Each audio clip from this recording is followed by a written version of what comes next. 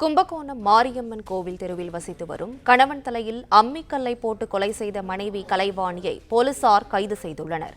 இதுகுறித்த விவரங்களை செய்தியாளர் ராமலிங்கம் வழங்க கேட்கலாம். ராமலிங்கம், வணக்கம். விவரங்களை சொல்லுங்க. வணக்கம். கும்பகோணம் நாவலம்பேட்டை தெருவில் மாரியம்மன் கோவில் தெருவில் வசித்து வரும் அன்பரசன் கலைவாணி தம்பதியருக்கு 2 மகன்கள் உள்ளனர். இவர்களுக்கு திருமணமாகி 15 ஆண்டுகள் ஆகிறது. இந்த நிலையில் அந்த அன்பரசன் என்பவர் கும்பகோணம் அருகே உள்ள திருபுவனம் தனியார் பேக்கரியில் வேலை பார்த்து வந்துள்ளார். அது மட்டும் அல்லாமல் அவர் கிடைக்கும் நேரங்களில் மற்ற வேலைகளையும் பார்த்து வந்துள்ளார். இந்த நிலையில் திருபுவனத்தை சேர்ந்த வேறொரு பெண்ணுடன் அவருக்கு பழக்கம் ஏற்பட்டுள்ளது. இந்த பழக்கம் அன்பரசனின் மனைவி கலைவாணிக்கு தெரிய வரவே அந்த பழக்கத்தை நிறுத்திவிடுங்கள் என பலமுறை அன்பரசனிடம் தகராறு செய்துள்ளார்.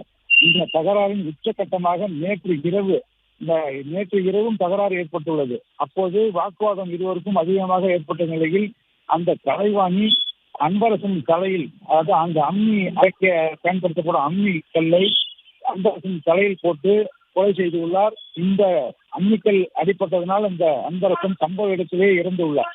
இந்த தகவல் மேற்கு காவல் நிலையத்திற்கு தெரிய வரவே அன்பரசனின் உடலை கைப்பற்றி கும்பகோணம் அரசு மருத்துவமனைக்கு உடல் ஆய்வுக்கு அனுப்பி வைத்துள்ளனர்.